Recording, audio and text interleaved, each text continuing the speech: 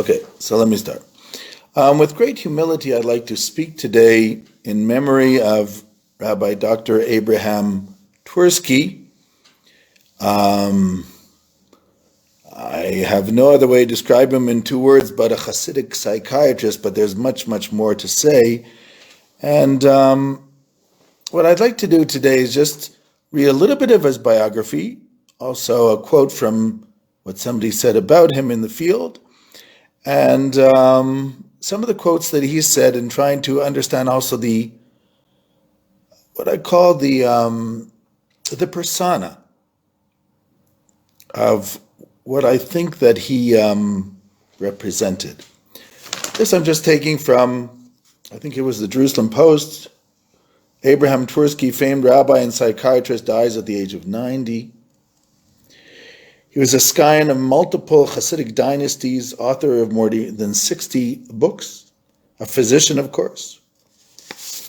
And here at the beginning, they write, born in Milwaukee into a family of distinguished rabbinic stock. He was descended on his father's side from Rabbi Menachem Twerski of Chernobyl. This is a whole scion of a Hasidic dynasty. And they write here, a noted Judaic scholar. He always went in full Hasidic garb. Actually, in one of the interviews, they asked Rabbi Twerski what it was like growing up in Milwaukee. He said, not only did he not have other Jews in the area, but in the school that he went to, he was the only Jew in the school.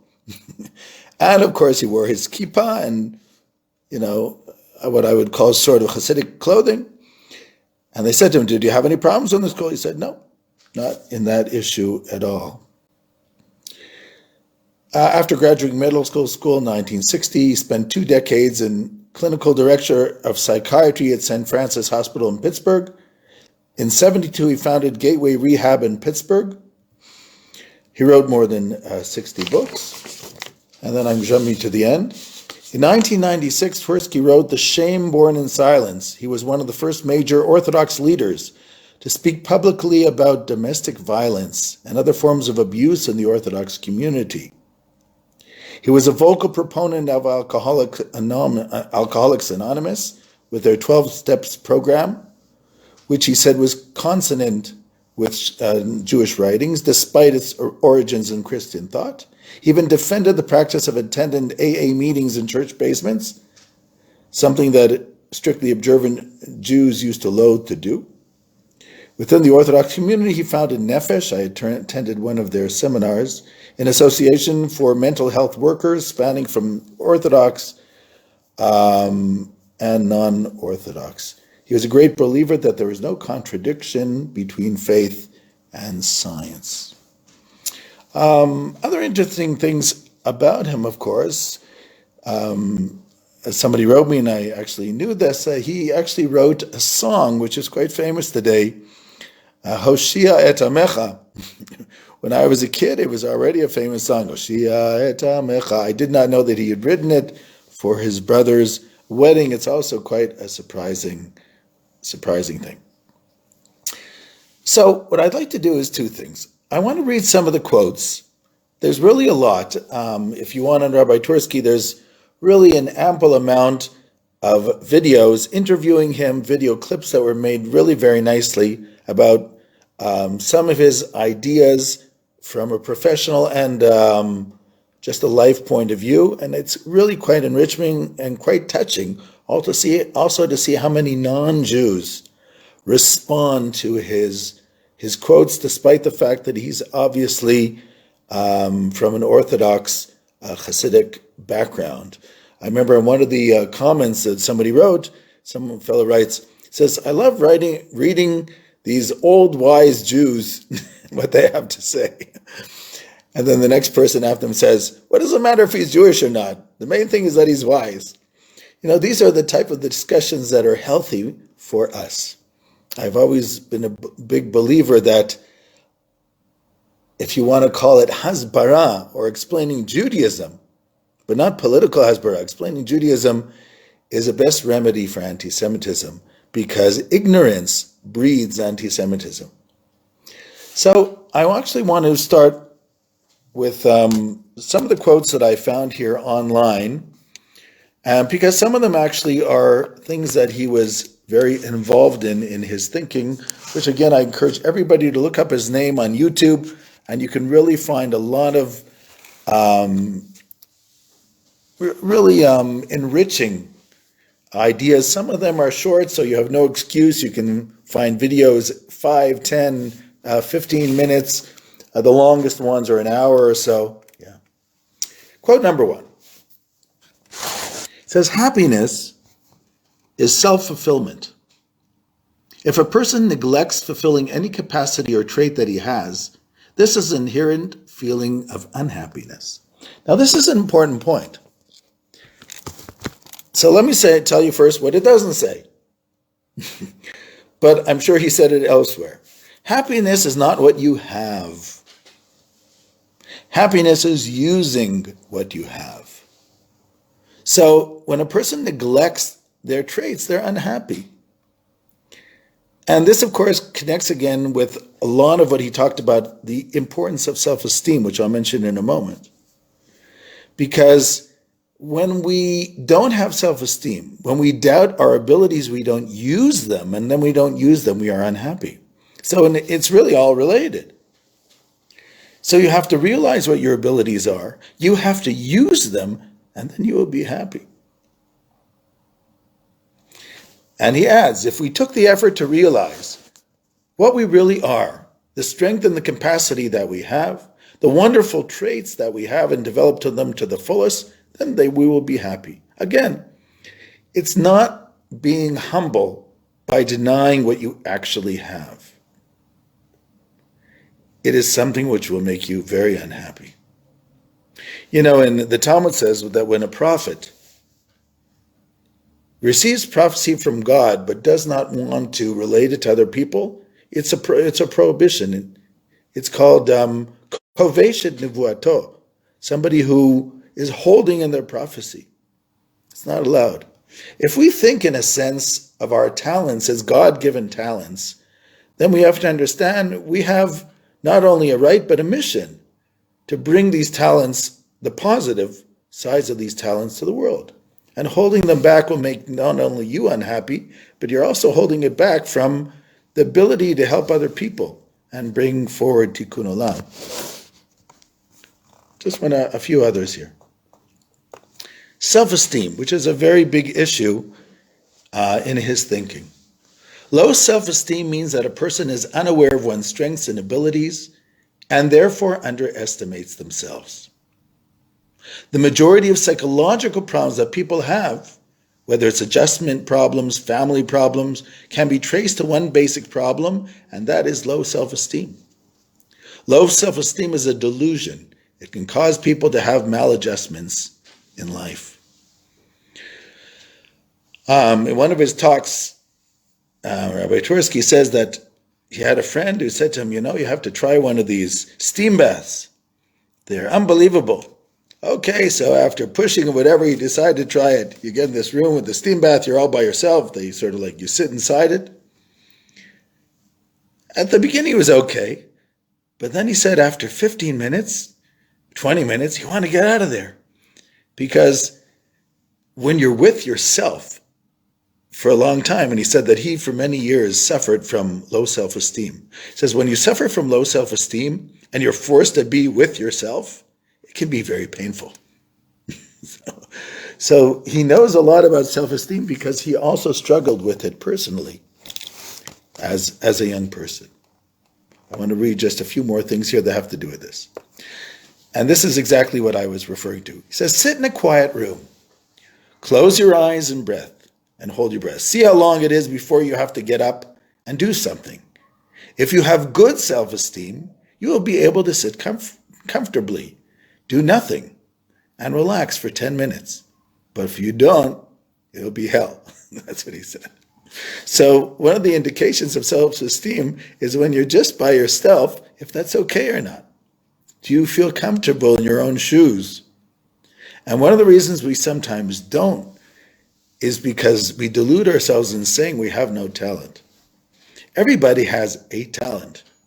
Some have multiple talents. And when we turn our backs to them, we become very miserable. As I said, Rabbi Twerski himself suffered from low self-esteem till the age of 38. Another quote on the same issue. Building self-esteem is necessary for happiness. You can't really be happy in life if you're delusional about yourself and don't think well of yourself. Self-esteem means having an accurate, true concept of yourself.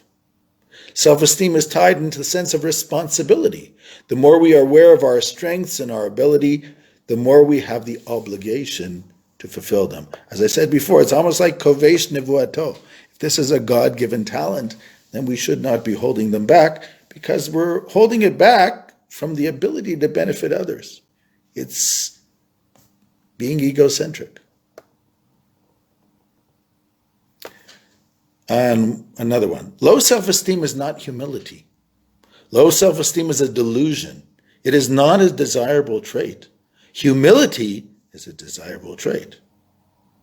So low self-esteem is thinking that you don't have talents. Humility is knowing that you have talents, but you don't have to talk about it all the time, only when it's necessary. Humility means knowing the truth about yourself, knowing your strength and your abilities, but not thinking that therefore that makes me more worthy than other people. Because if I have an ability that they don't, and I don't use it, I have more to be held responsible for than that other person does. So talents are also responsibilities. You can't really be humble, says Rabbi Twerski, if you don't have a good self-esteem. A lot of people who lack self-esteem brings them to sometimes violence, to control, to social problems with social adjustment, all because of low self-esteem. One last one from this. Feeling for somebody else is sympathy. But empathy means to be able to see things from the other person's perspectives. He tells a story about a certain rabbi. I don't remember the exact way it went, but I'll just tell you what I remember. In one of his talks, he says that when the rabbi somebody would come to see him, it would take him a long time. And people would say, why does it take you such a long time just to listen to what he says? The rabbi answered, because I can't just listen to what he says. In my mind, I have to take off my clothes, take his clothes, put them on me, feel what it feels to be in his clothes, give it back to him, and then think about it. So while that's happening in my mind, that takes a long time. That's called empathy. Empathy means to actually feel what it is to be in somebody else's shoes, which not everybody has the talent to have. And those who do have the talent to do it, by the way, have to be very careful, because it can affect you also. When you start feeling somebody else's agony and pain, it can be very, very stressful. So you also have to learn how to detach. It's not a simple thing to do.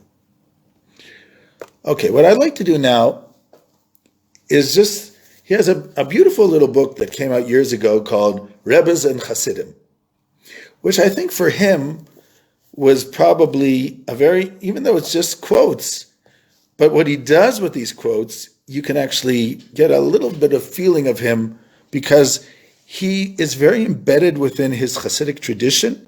And on the other hand, he's very much a psychiatrist and a psychologist who understands the day-to-day in the human mind and dealing with issues of addiction and of substance abuse, knew a lot of the problems of the human situation. In fact, I'd like to read just what was said by one of our members of the synagogue in Tel Aviv, the psychologist Hannah Borden. He used to practice in New Jersey in the United States, also in the area of addiction. So when Rabbi Twerski passed away, she wrote me a little note, And I hope it's okay that I'm quoting her. I don't want to embarrass her. But she said, Rabbi Dr. Twerski was a sort of a hero to me. When I worked in addiction, teaching many of us what it is, he taught a lot of us about what it's all about. He was a psychiatrist, and if I remember correctly, he set up the program, the first of its kind in Pittsburgh. He was a very special, kind, and brilliant mensch. It's a great loss. And I'm sure other people probably felt the same, but I was not in contact with all the people. And I can tell you my knowledge of him really came from spending much time listening to him on his those talks and reading a little bit of what he wrote. Only once actually I met him here in Jerusalem from a distance, but I was a little embarrassed to walk over because he didn't know who I was. So I just want to read you a few things here from this book, and I think some of them really, in a sense,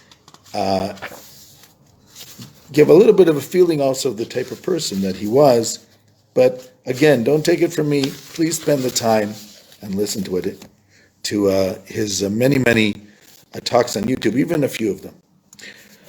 Rabbi Mendel of Rimanov made the following observation 200 years ago. Where there are no roads, you have to interrupt your journey at darkness. You had the leisure to recite psalms at the inn, open a sefer, a book. You can have a talk with people. Nowadays, you can ride these same roads day and night, and there's no more peace. What would this Rebbe have said about us in the year 2000 when he wrote the book? We rush to catch flights, travel all the time, have jet lag the next day, have no time for leisure or meditation, and whatever time we may have in our motel may be wasted on inappropriate forms of entertainment. When we come home, we may be tense, as in a drum string, and unable to give our families the attention that they need and deserve.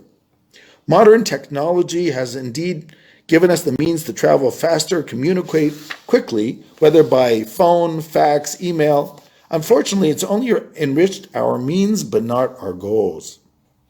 To the contrary, we're so enwrapped in using this marvelous means at our disposal that we lose sight of our goals. Rabbi Mendel was bewailing the consequences of progress in 1780. What can we say of the progress of the year 2000?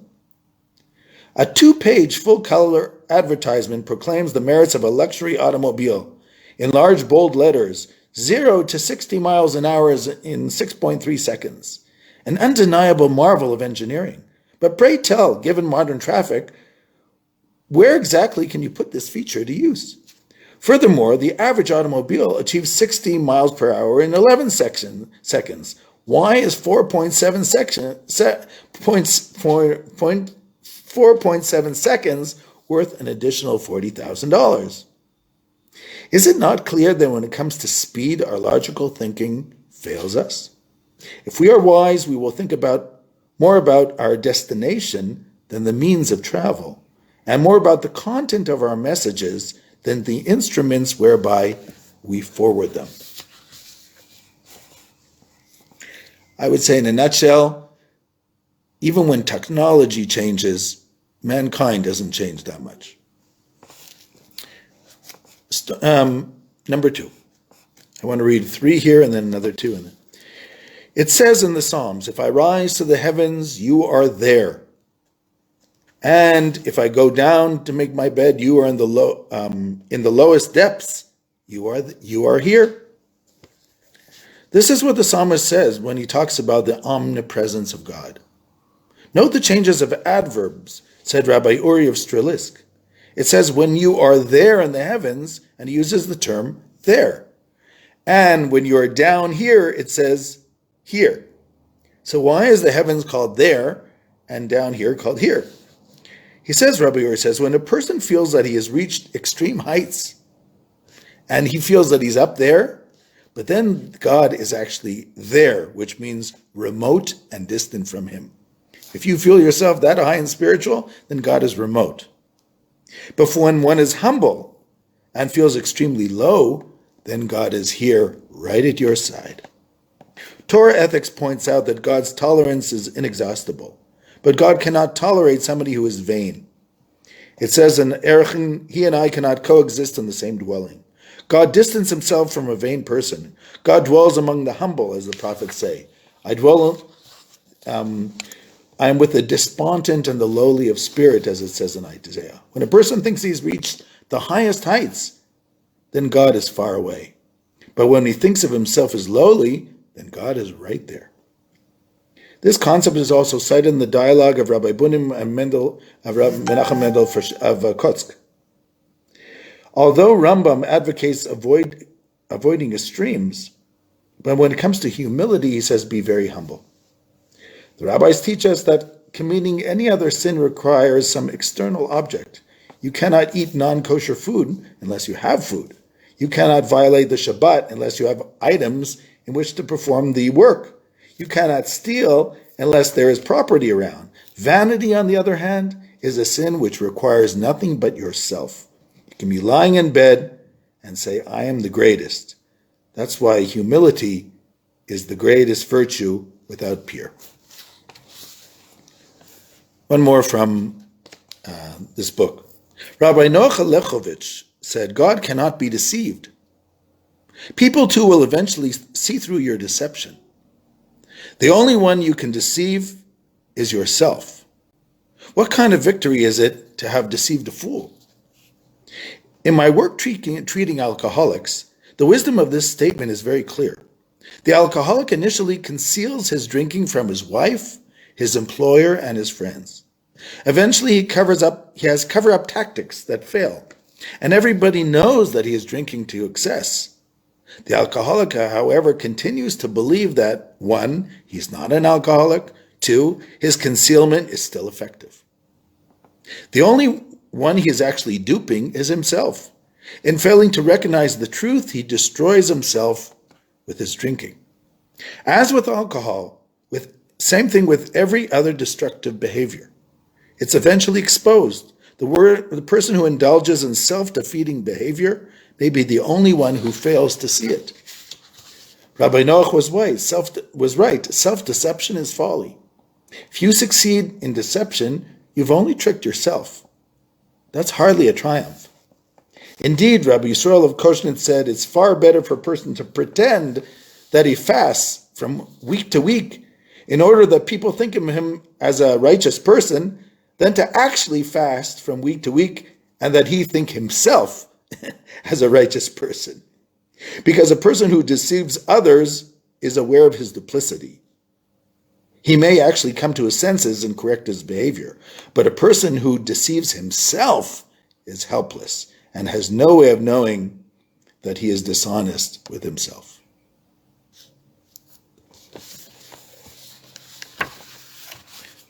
Okay, I want to read another 2, and that'll be the end of it. But each one of these, there's really a lot to say, but I would actually rather that he say it than me.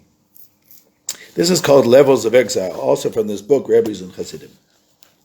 There are 3 types of exile, said Rabbi Shalom of Belz, and each is more severe than the preceding one. The first is when Jews are in exile under non-Jewish despots, dictators. The second one is Jews are in exile among other Jews, if they're tyrannized by their brethren. And the third is, and which is the most severe, is when a Jew is in exile within himself. The first 2 are understandable, but what does it mean to be in exile within oneself? Exile is characterized by a loss of freedom. One can lose one's freedom when oppressed by others, as within the first 2 cases. A person can also lose freedom if he is dominated by inner compulsions and is not free to choose what he would do. A classic example is the person who is addicted to alcohol or drugs.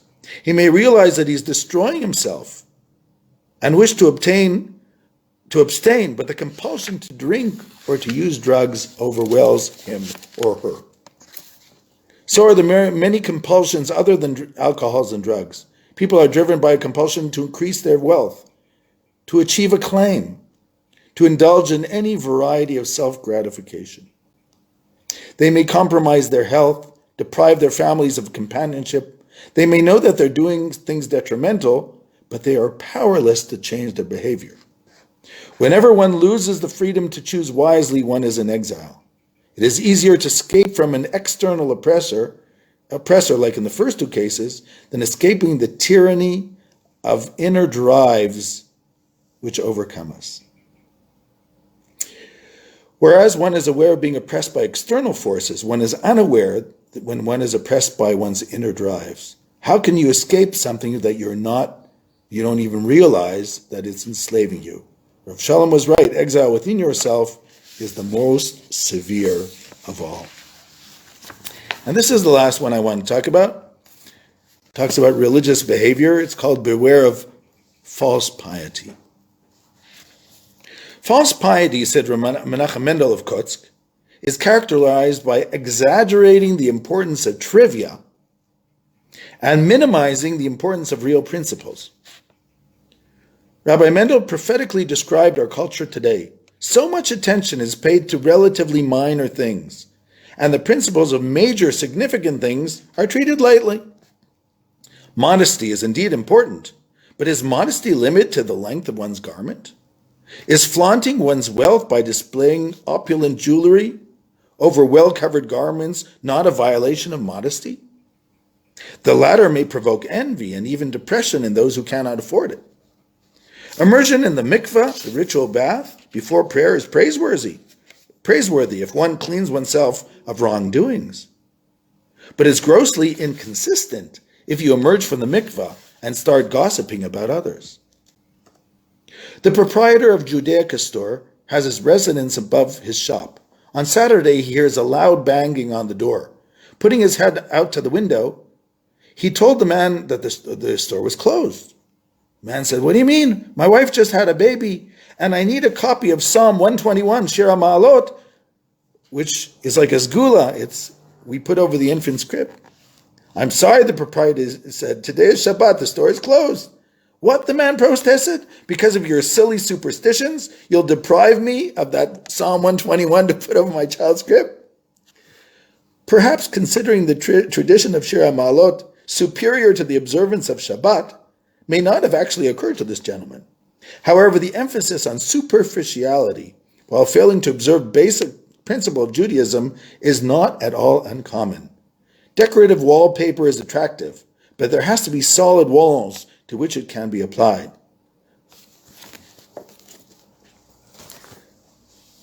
This says a lot, especially coming from somebody from the Hassidic world. It's easy to talk about the loss of a great scholar and a great human being and a great Jew. But of course, we also have to talk about the contribution that they made to our world. And we need more people like that. More people who come from a very balanced understanding of what spirituality is, how necessary it is for day-to-day life, and how the message of the Judaic message, the Judaic understanding of the human soul, the psyche, and self-help is something which is a contribution not just to the Jewish people, but to mankind at large. Yehi Zichro Baruch, may his memory be a blessing. Shalom, shalom, everyone.